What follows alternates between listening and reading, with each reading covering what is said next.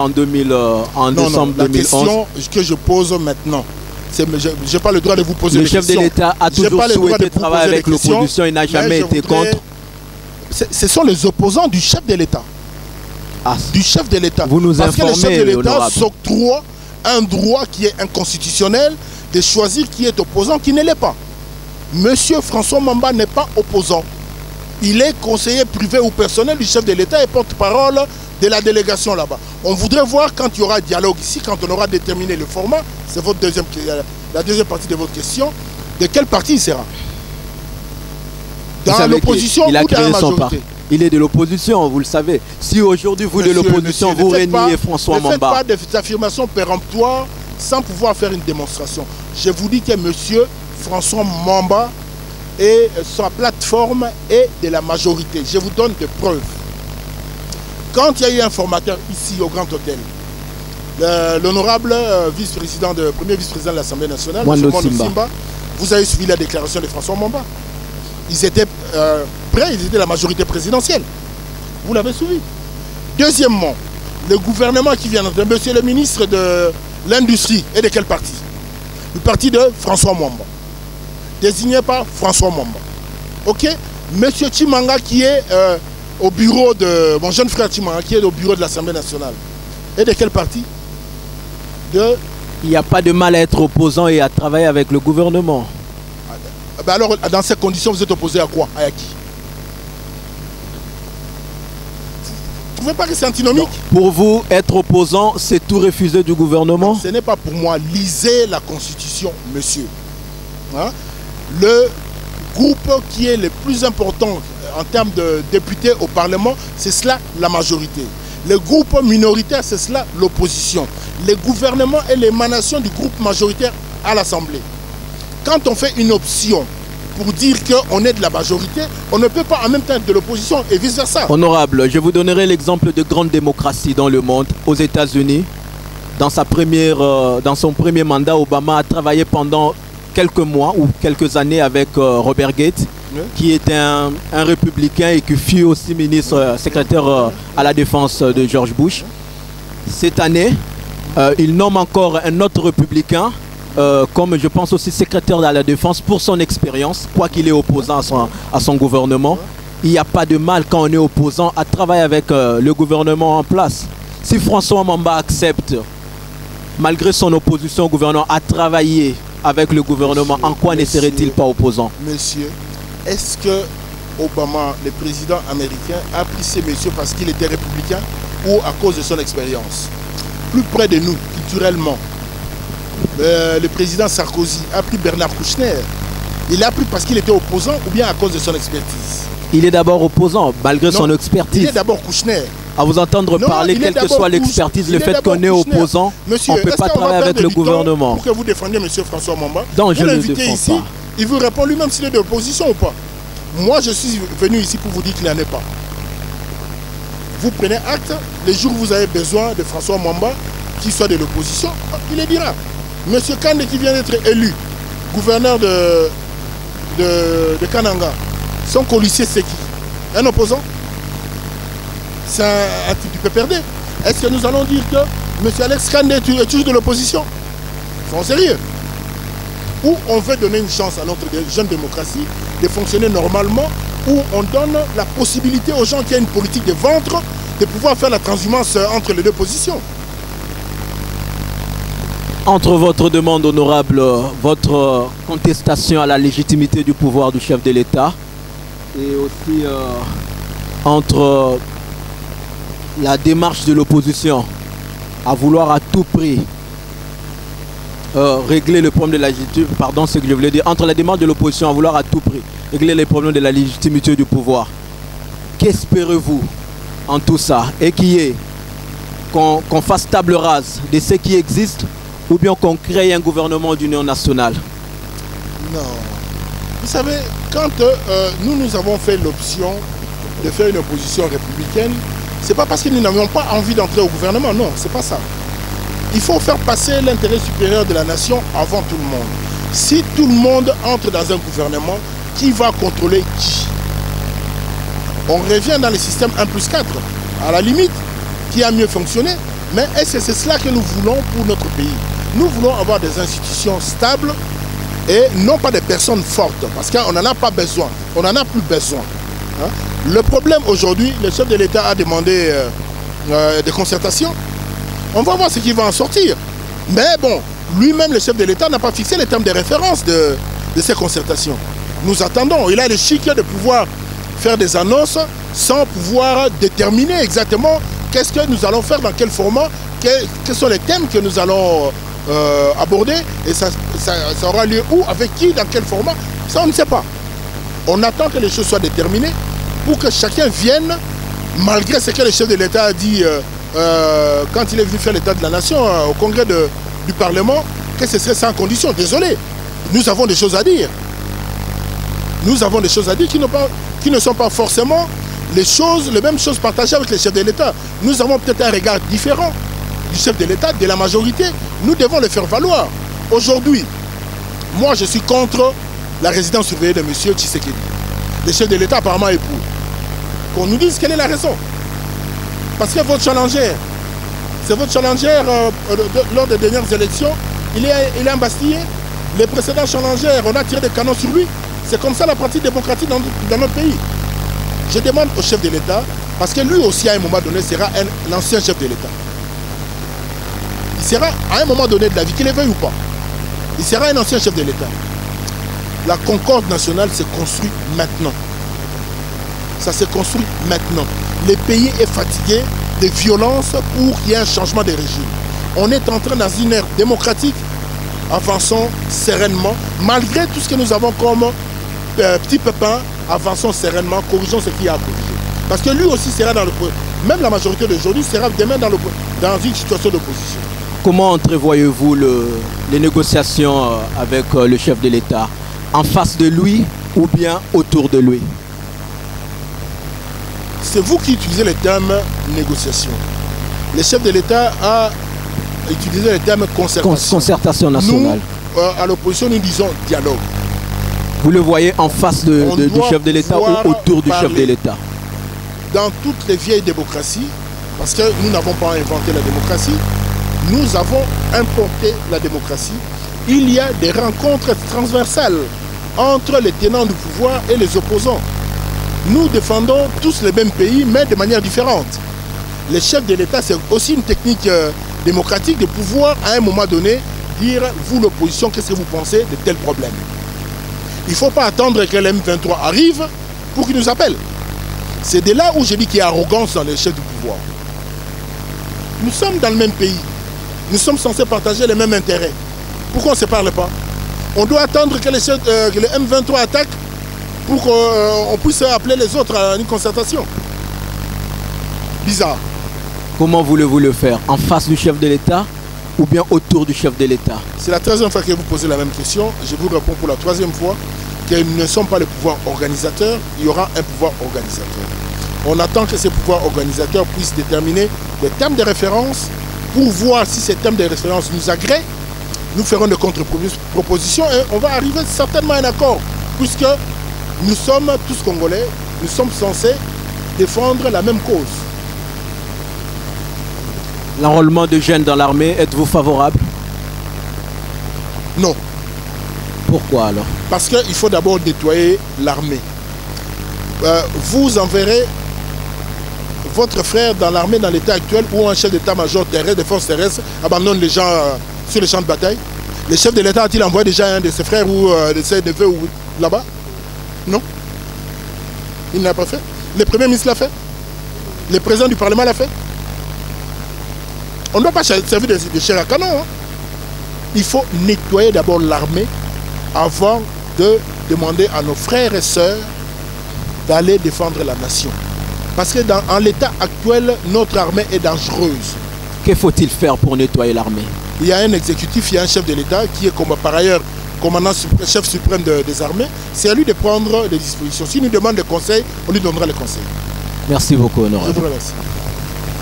Honorable Naoki Onandeko tutu kondongwana pe na suko lobi ozondima kaka makambo gouvernement en tout cas makambo gouvernement belo bondima kasi yebisa biso boni MLC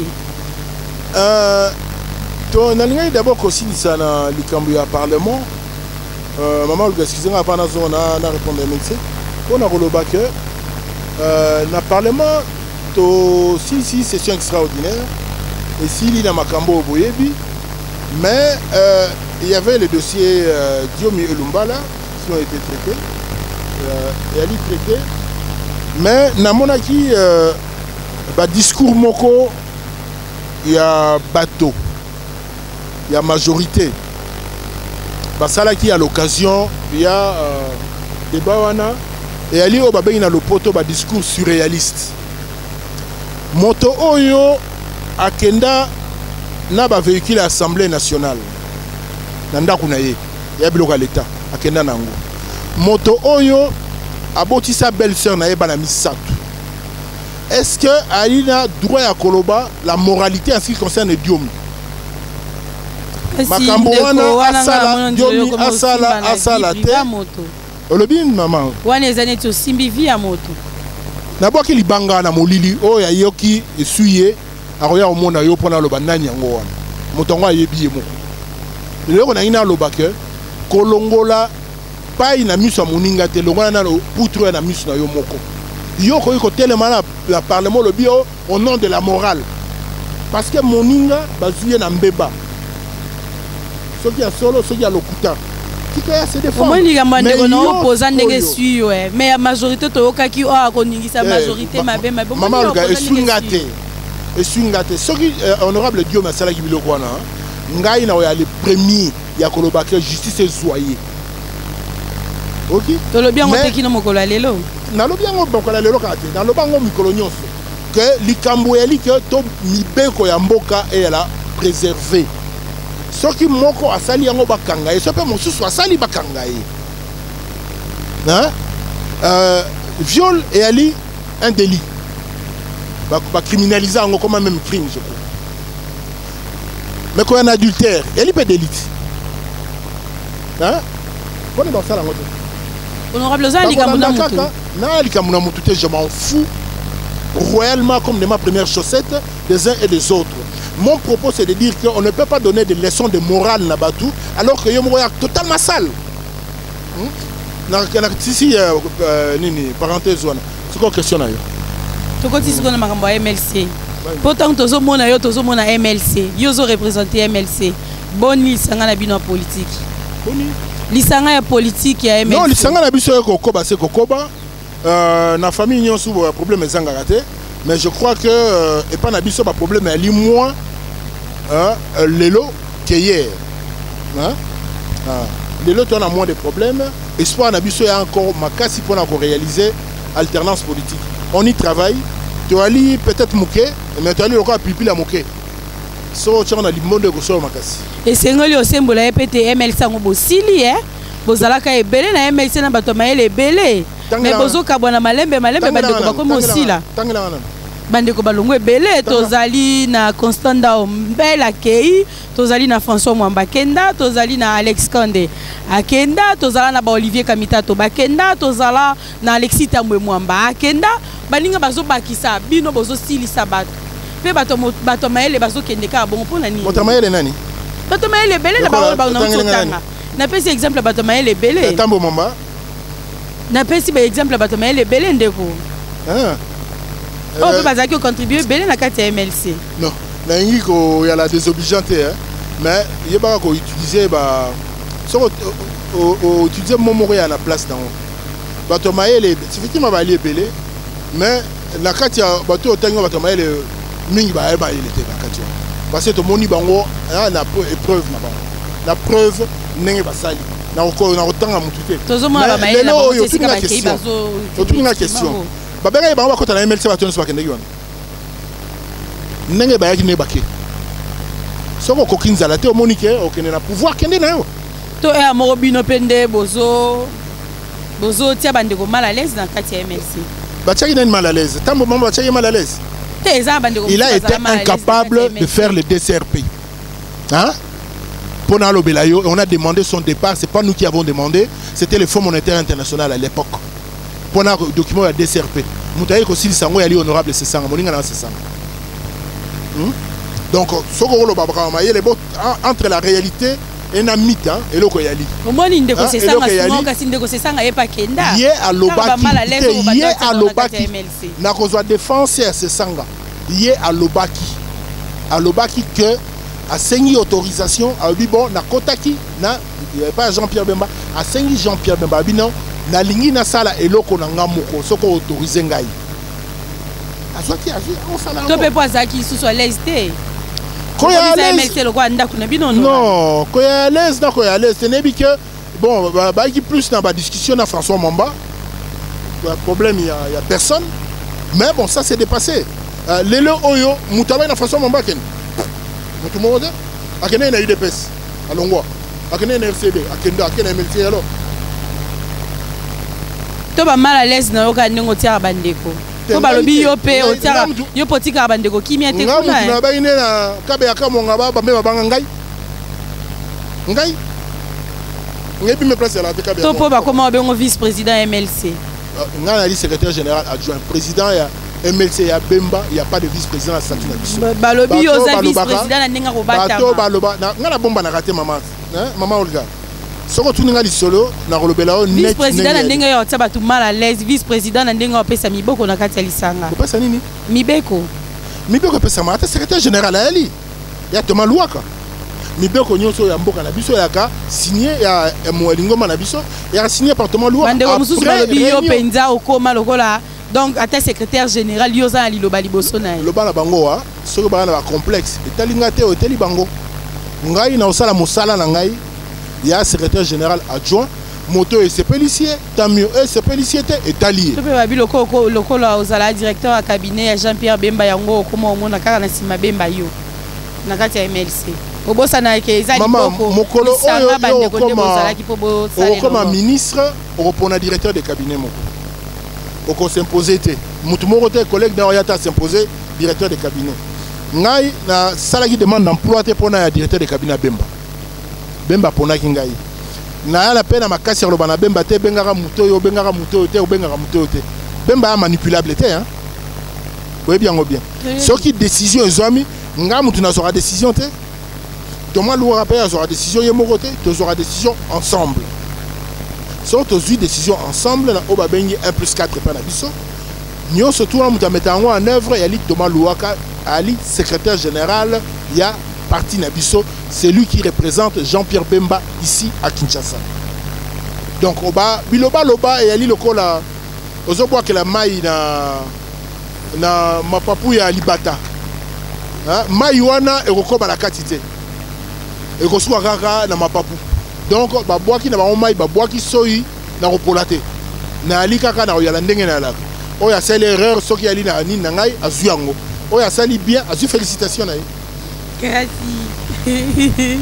Ce que ça libère du félicitations moi nous ezaki na kati ya MLC tope mikakata nous ezaki na kati sili mikakata nini comment utolo bate mikolo eleki non dans le na famille nyonso maman il faut pas chercher la petite bête maman Olga nabi yo na mobali no bosona te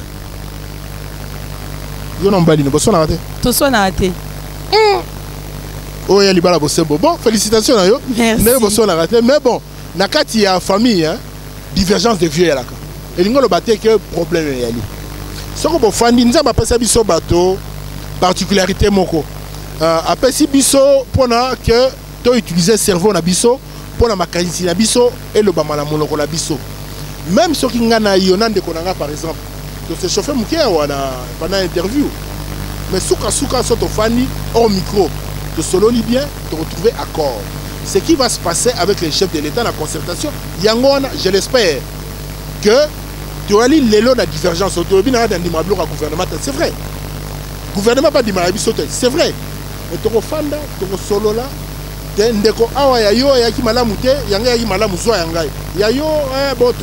c'est ça le compromis en politique. Hein? Parce que l'élo, légitimité, n'a pas chef de l'État, n'a pas bisoba député. La manière dont Ngoïbou Lunda, de triste mémoire, a organisé nos élections, il y a un bémeli biso bilo kwa nyosu. Lelo yo maman, soki l'élection les cas qui bien, légitimité du président de la République est incontestée. Donc on avait bloqué le dialogue.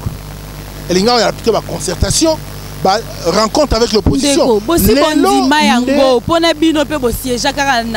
Assemblée wana na mandat o epesi pe mokonzi ekolo bokonzi wana bosi bondi bo vandi elingi koloba soki to ndima to fana nye mama Olga botambusa siko mboka botande nini botambusa makambo na tembo to kotambusa mboka mama gouvernement nde mutetambusa mboka biso to lobi makanisi pa il faut ba yokate mais so olingi ko yokate olingi ka to loba na télévision tu crois que la télévision c'est le meilleur canal pour na ko dialoguer entre nous Congolais. Tofanda tolobi eloko yo mabe papa Tshisekedi kangi epona nini ya na tinate kunda bato ko kotina na CPI pona nini e ya mabe hein tolobi nini mama papa Tshisekedi aza ndako na e mais yo kende siko kende okota so okota kende lelo to so si to silisi awa kende lo ba lungo na papa Tshisekedi so ba police ba okota ndeko babala likambo mususu penza ezali kotia na beta o karate tozokoba mais lo ba na ko vérifier non kende bon OK likambo mosusu ezali oyo penza ezotia bandeko na mikakatano ezali likambo sembolela na bana mboka yo ozozwa ndenge nini opposition extra parlementaire non opposition parlementaire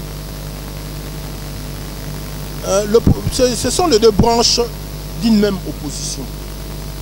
Opposition, c'est-à-dire que c'est des gens qui sont opposés à la gouvernance.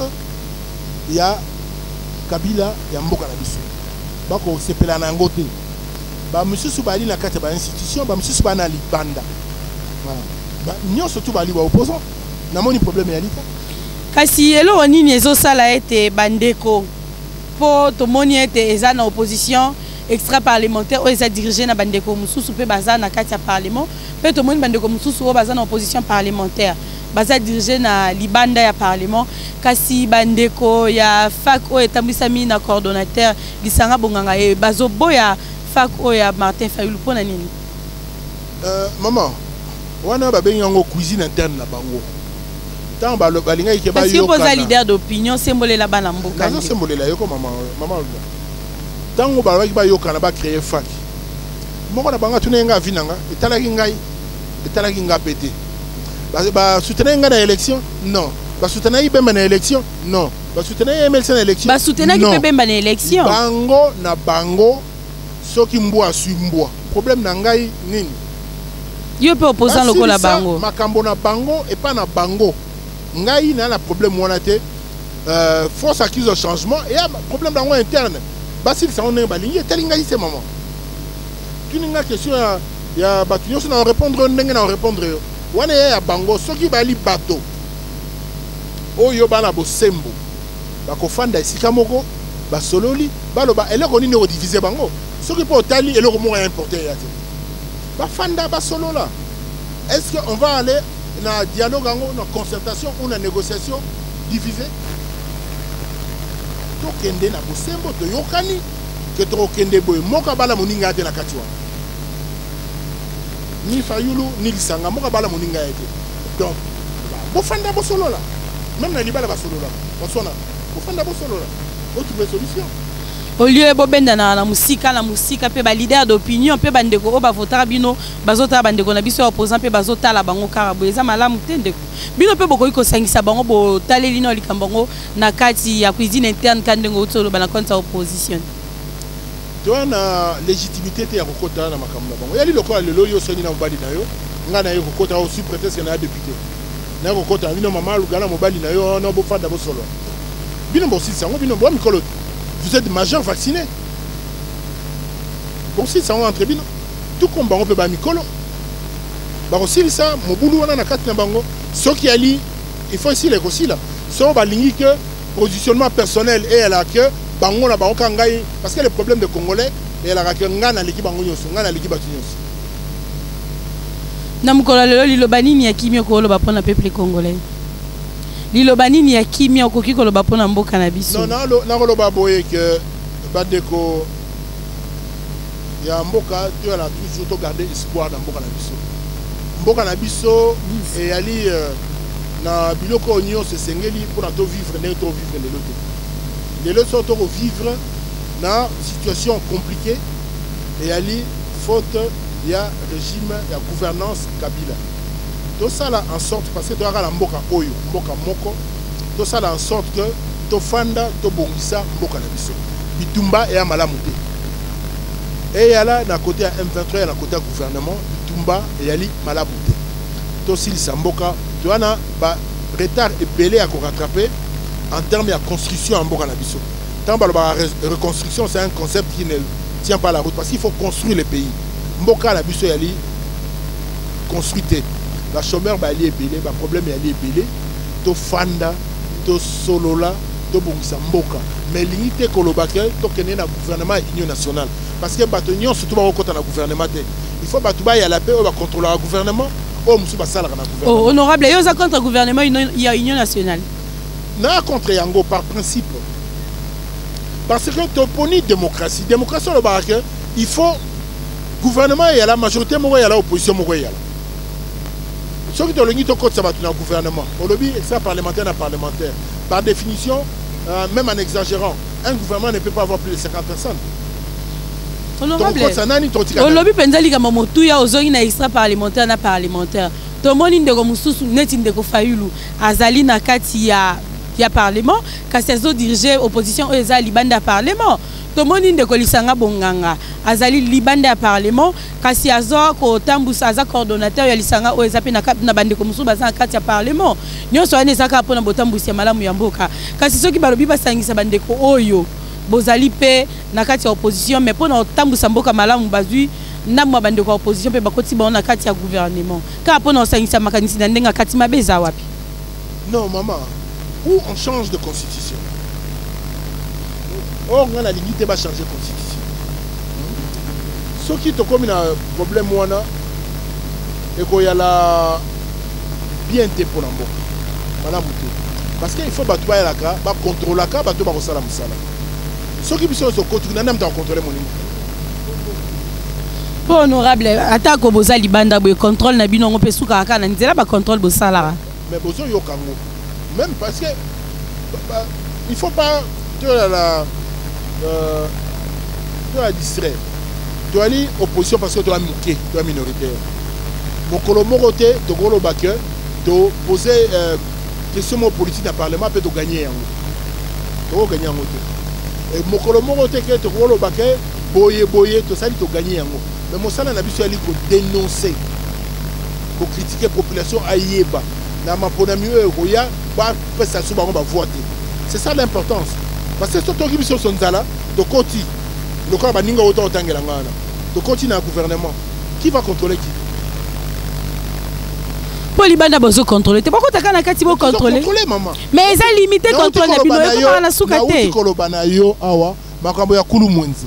Na oti kolobanayo na bossa ko kolobanayo ndeko na Clément Kankou. Asala ki motion pour la contrôle ya Go Pass IDF. Depuis banda muta contrôler ngwa. Ba contrôle honorable Clément Kankou souka na moka na nzela.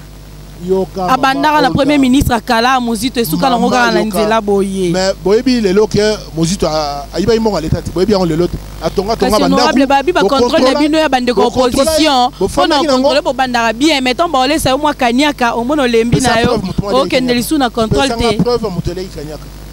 Bandeko. Ka yo mo utota utolo ba makambo ya contrôle a bandeko opposition to ebi ezala ndenge wana. A banda na contrôle na e bien. Honorable nga azotanga na ngamba kombo ba tuté awa. Contrôle qui ministre Mabunda à l'époque et comment il était na souka. Malgré ba fandela ki on na moninga na Bouchard. Na lobi na moninga na Clément asemi Go Pass. Contrairement à l'usage parlementaire, le président de l'Assemblée nationale a autre personne na mutu ya majorité pour na acte de contrôler. Ce qui n'est pas logique. Parce que traditionnellement Clément Kankou donc c'est logique d'après jurisprudence du Parlement. Il y a une dirigé commission. Et elle a composé 14 autres membres, 14 autres groupes parlementaires. Mais à notre grande surprise, après ça, on a posé une question. Montango, logique pas que nous contrôlons Montango, on a le pouvoir. Sans sérieux. Donc on a un contrôle parlementaire dans la session en mars. Il y a une session budgétaire, tu as priorité dans le budget. La loi importante, il y a CNI. Donc, il y a contrôle parlementaire. Et là, je m'adresse au président de l'Assemblée de refaire de l'angle sérieusement. Et que tout le monde aille avant rentrer pour que tout cela là entre 4 UE. MLC à cause de la membre du bureau CNI. D'après Je crois, oui. Combien de postes? Oh, non, je crois que opposition parlementaire, suivant les forces ici des élections. Neti na MLC déjà bozo mona nani akokota na seni. Tout le monde a été demandé à lui déjà ébélé. Bozo ba demande. Mais candidat favori na bino ezanani. Na ebité. Ngatem dans décidaka, to décider on a lingomba. Nga yoka kio Michel Kabeya. Ah ben na droit boya la candidat ali parmi les candidats oui. Nga yoka ki ke yenda za candidat favori na bino. Ya biso banane. Ni bino MLC na appui na YOP. Nga la appuyer oui. Et à secrétaire na appuyer. Na yoka ki yopozo zo cha déjà lito ipo ba pona kaka e. C'est normal non? Car le système à vice-président. Non, le système à vice-président maman. Bato unions tout bali ba candidat ba na droit ya koyala candidat na kombo ya MLC pour la poste wana. Ceux qui profilent les sengeli et kokani que et la ndenge wana akoyala na e. Na biso déjà ba li 6. Hein? Ba li 6 candidats. Torota la paix, moi je souhaiterais et à la Michel Kabeya mais to éviter et koyala na parce qu'il y a pas problème na géopolitique pays. Hein? Au beau c'était que Michel Kabeya Moluba. Ceux qui Moluba à côté il y a un problème. Donc il y a beaucoup de paramètres et on va dire que sur le bika que comme incantation qu'il y a la ligne à Michel Kabeya. Michel Kabeya, il y a beaucoup de paramètres au moment opportun pour faire concertation à Baninga à gauche et à droite, concertation à pouvoir, concertation à la société civile pour noter comment est-ce que chaque composante se retrouver, chaque parti se retrouver et que le Mouro est représenté dans 3 personnes ou 4 personnes. Le gouvernement les lois élimes de côté réalité. Il y en a qui pour le Katangé là, le gouvernement. Maintenant honorable. Bonne année Panayo. Merci, bonne année na yo pays. Matondo pe na bino bandeko balandi ya Baraka télévision na bokebi na bino penza bosilaki ko mona bongo honorable Fidèle Babala ko sembolela bino na motuya makambo ya mboka lolenge ezali ko tambola matondo na Grand Hôtel pona esika oyo matondo na bandeko ya technique wapi na moni Noël Nkuswa na Kevin Lokela matondo na ndeko tutu na sembolela bandeko ya Lopoto nde tomona nimbala sima na Baraka na mwana mboka mususu kaka pona olobela makambo ya le Congo d'abord.